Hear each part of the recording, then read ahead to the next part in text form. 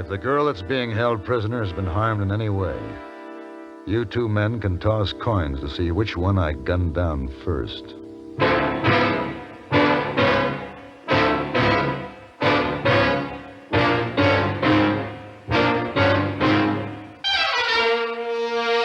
Have Gun, Will Travel. Starring Mr. John Dehner as Paladin.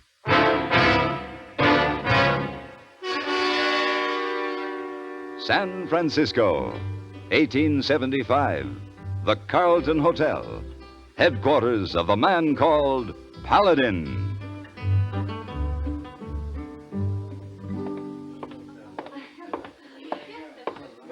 Oh, Mr. Paladin. Yes, Mr. Laird? In regard to that matter we were discussing this morning, well, I've given it a little thought and, Mr. Paladin. Excuse me, Mr. Laird. Over here, hey, boy. Oh, Mr. Paladin, a telegraph message come just now for you. Here. Thank you. As I was saying, Paladin, I've given the thing some thought, and, while I must admit you drive a hard bargain... Hey, boy, I want you to help me with my things. I'll be leaving. Paladin, I'm prepared to meet your terms. $3,000. I'm sorry. I've just received a better offer. A better offer? How much? Not a cent, Mr. Laird. This offer has nothing to do with money.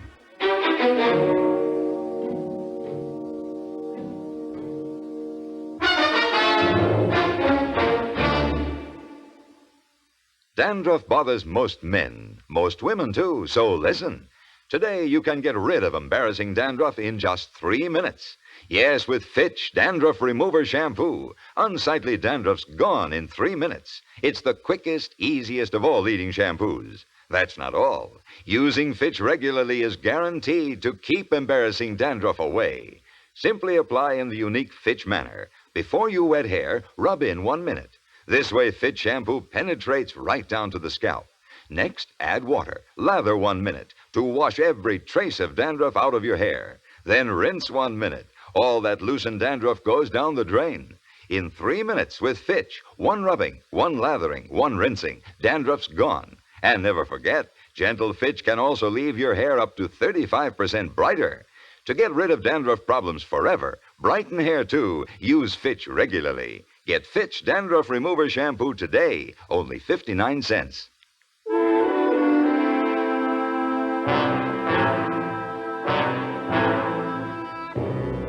The telegram read, "Need you urgently.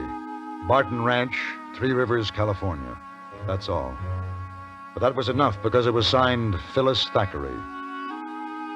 3 Rivers wasn't far, a hard day's ride. And as I rode through the spring morning, I thought about Dr. Phyllis Thackery.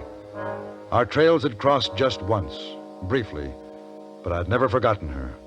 A courageous doctor and a very special kind of a woman. It was near sundown when I rode up to the Barton Ranch house.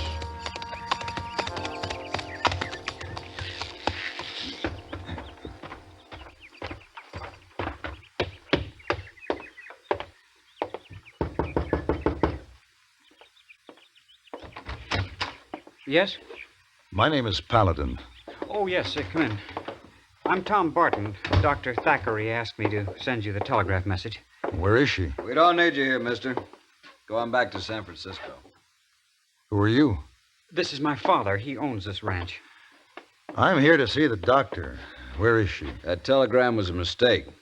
My son and I can handle things here. I want to see Dr. Thackery, and I want to see her now. Now, wait a minute. I'll give you just that, mister. 1 minute to show me that girl. You walk into my house and get rough with me, and I'll have Now, you... Pa, there's no reason for any fuss. Mr. Paladin just wants to see the doctor. That's your way, isn't it, Tom? Back away from anything tougher than a stake. Fall over and play dead when the man tells you to. That's not true, Pa. I just don't believe in fighting when there's no fight called for. Nor at any other time. Where is the doctor? There, in the study.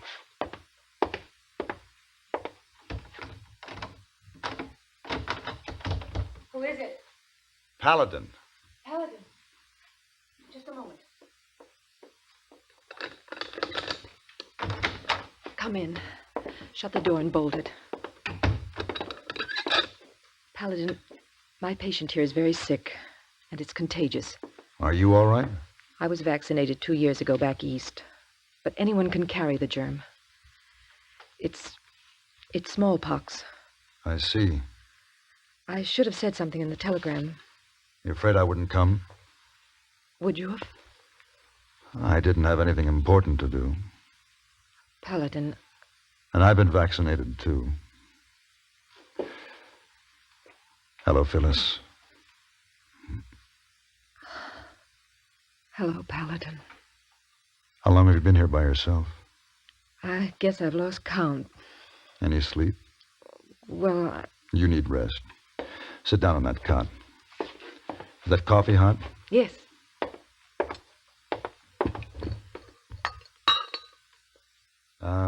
You take a half teaspoon of sugar, don't you? You remember. Lots of things.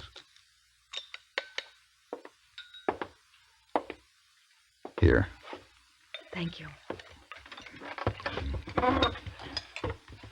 Why did you send for me? To help me do my duty as a doctor. At the point of your gun, if necessary. Uh-huh. It's serious, Paladin. The man on the cot over there, Nate, was the chuck wagon cook on the roundup. They sent him back to the ranch when he got too sick to work. He could have infected every man in the outfit. I have to see that each one of them is vaccinated. Well? There's a supply of vaccine at Fort Landis, and I've sent them a telegraph message. But it'll be 3 days before it gets here. The men will be back in the morning. 3 days.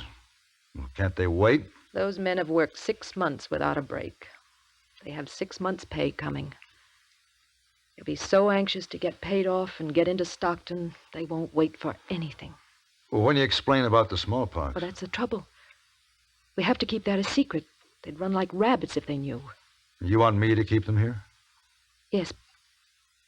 Paladin, you'll have to. All right, I'll do what I can. And Dr. Thackeray, you'll have to get some sleep. Oh, no, I... Come on. Lie down there. I'll cover you with this blanket. But, Nate... I'll watch Nate. If there's any change, I'll call you. Now, come on. Settle down. Get some rest. I'll take over.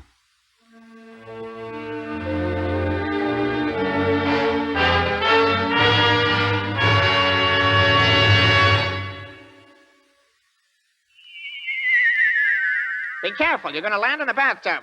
Who's driving this flying saucer, you or me?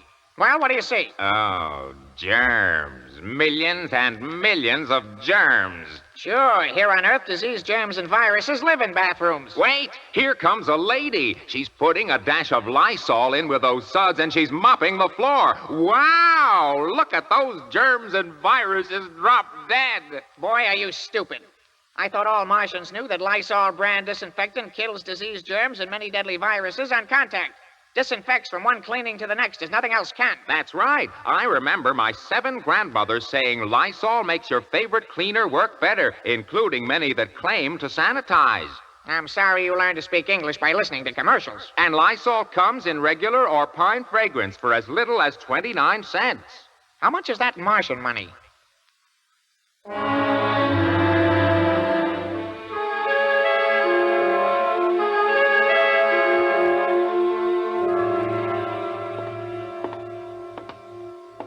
Paladin, how's Nate? He's no better. Dr. Thackeray thought you should know. I should have got Nate off this place when he first come back. I understand the men who were with him on the roundup will be back in the morning. That's right. And if he dies, there'll be no way of concealing the cause of death. There'll be a stampede from this ranch in all directions. Let him go. We can't. Every man allowed to leave this spread without a vaccination could be carrying death to who knows how many people. That's the men. They're back early. We're not going to be able to handle them, Pa. Well, I'm going to try.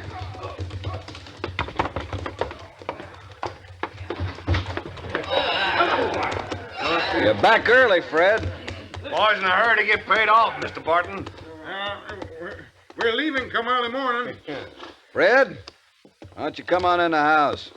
Got to have a little talk before you go anyway. Sure thing. I'll be back right after I get things put straight. You just get our pay ready meanwhile. Come on, fellas.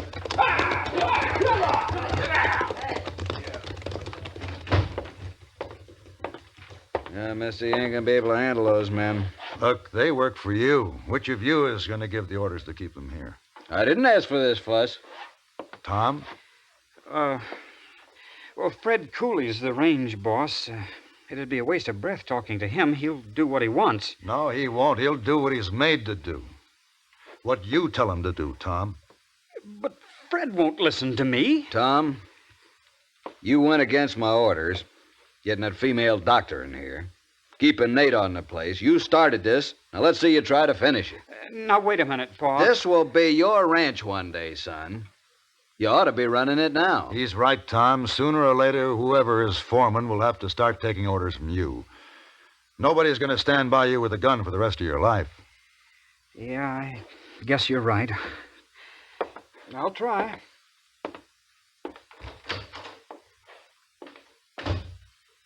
I hope he does it. He wasn't such a weakling. Tom will be all right. He's got no gumption. You gotta fight, Paladin. Talk's no good. Barton, I've let my gun speak for me too many times. Believe me, words are better. We'll see.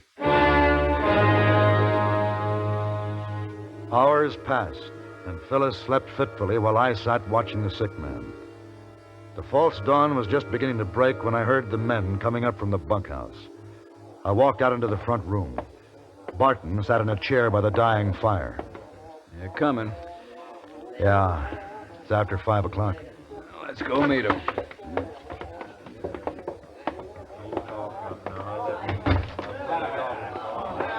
Well, boys? Mr. Barton, what about this here talk of Tom's? I think you ought to apologize. Steve Pauly here thinks Tom was serious about our not getting paid off this morning. I'll apologize. Steve, just simmer down. I said Tom was funning with us. Who was right, Mr. Barton, me or Steve? Where's Tom?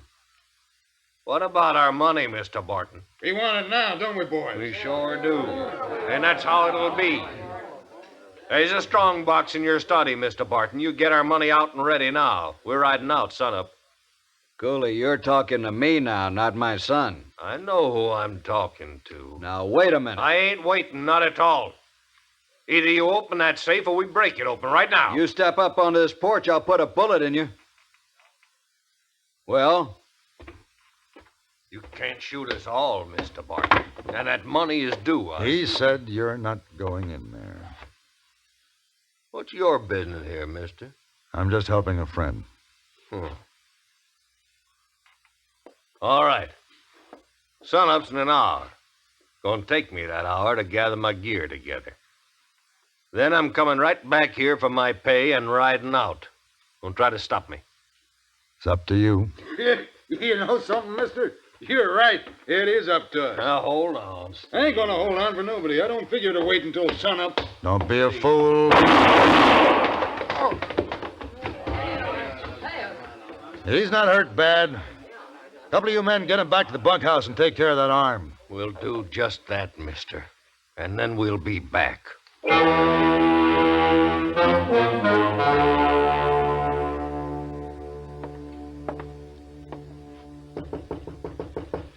Phyllis?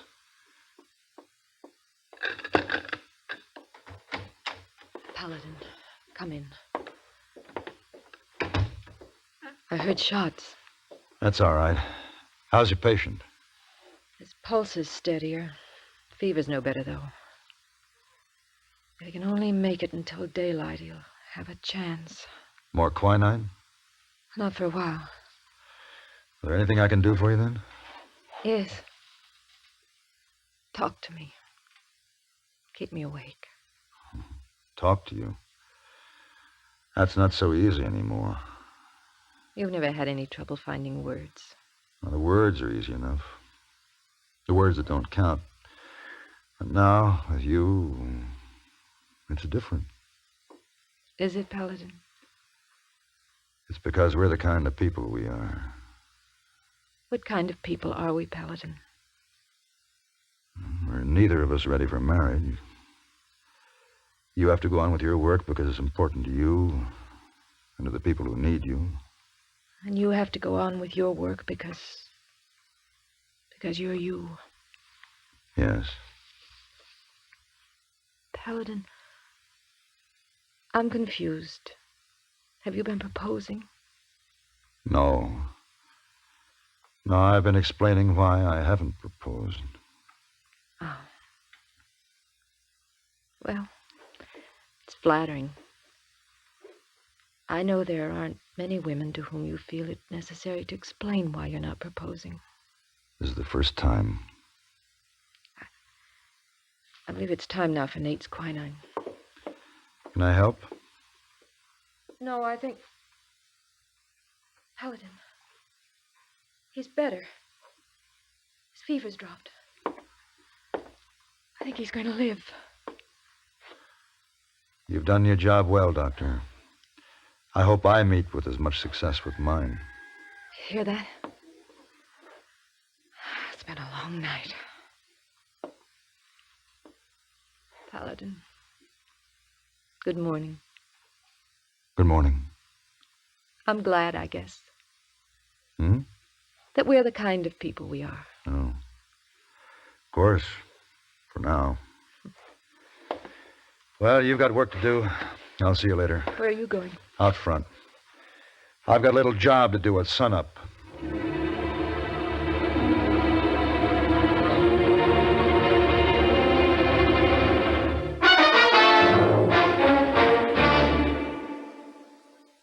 Like to listen while you work?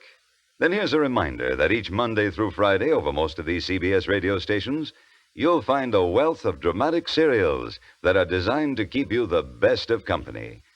We don't guarantee that they'll turn your housework into play, but they will help to speed it along. So you plan to listen.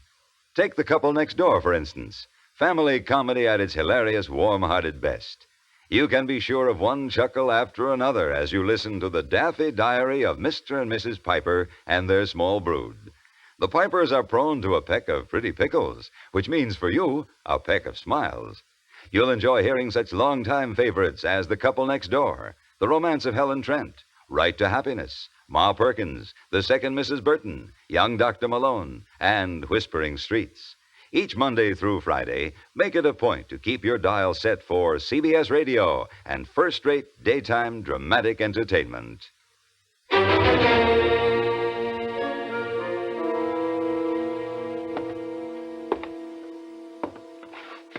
It's almost sunrise, Barton. Fred Cooley will be here. I know him. I'll be waiting. It's not for you to do. I don't like this letting another man do my work or my son's work. Where is Tom? He's still out somewhere. I guess he just don't have what it takes. I'll have to handle this myself. I'll be back. Tom?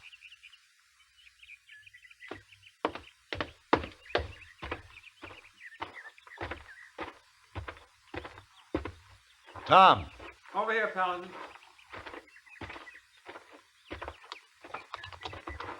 Saddling your horse. What's the idea? I guess you might say I'm figuring to run out. Oh? Paul's right.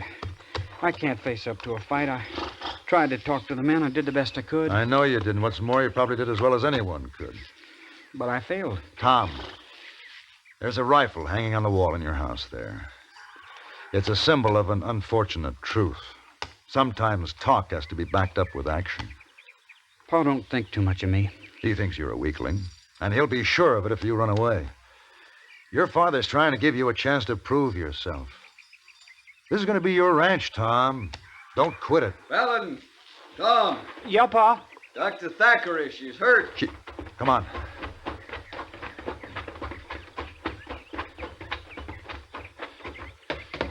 Where is she? Over there. Tell you, he was half out of his mind. Come in the back door. Phyllis. Phyllis. Who did this? That study door was open. He seen Nate in there, and when he found out about the smallpox, he just went plumb loco. When I tried to stop him, he hit me with his 6-gun. Who was it? Dr. Thackery, she tried to reason with him, but he was crazy scared. He hit her, knocked her down. Who did? Cooley. It was Fred Cooley. Where is he? Started on down to the bunkhouse. Said he was getting out of here. Paladin, wait!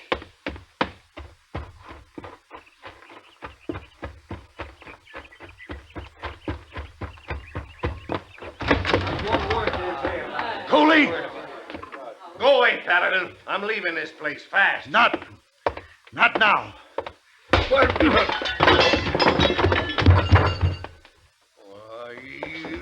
I'll beat you right down in blood. Paladin!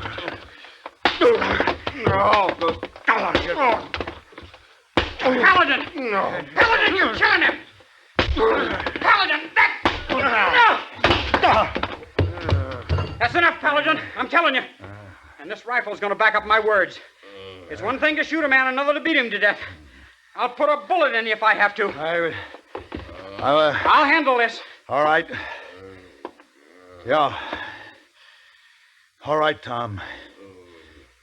It seems like you've kind of taken over the running of things, doesn't it?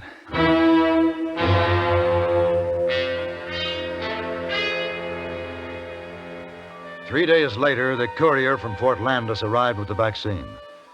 With his newfound authority, Tom had no trouble keeping the men in line. The iron hand in the velvet glove on a rifle butt. Are the men ready, Paladin? As soon as you are, Doctor, they're lined up outside. Their sleeves rolled up? Mm-hmm. They don't quite know what to expect, but Tom's holding them there with a rifle. You know, you're quite a doctor. When I became a doctor, I took an oath, which in part says, I will prescribe for the good of my patients according to my ability and my judgment. Draw your gun, Paladin, and bring 'em in.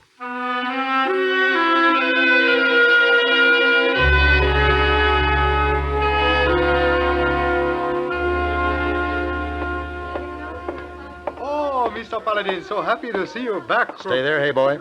Keep your distance. What? Keep your distance.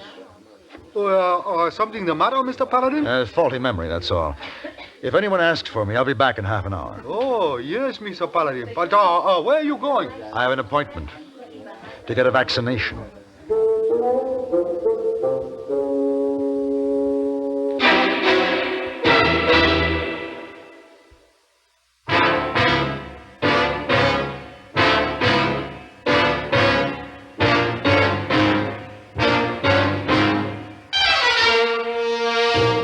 Have Gun, Will Travel.